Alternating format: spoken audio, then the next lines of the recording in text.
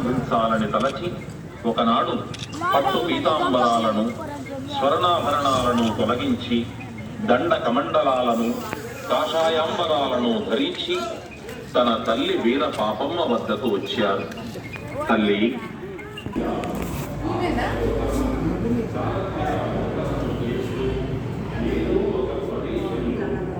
స్వామి చిన్నప్పుడు బాల్య వయసులో ఉన్నాడు కాబట్టి వీరప్పయ్య స్వామి ఉన్నాడు. ఓకే, ఇదంతా అచ్చమామ గారు.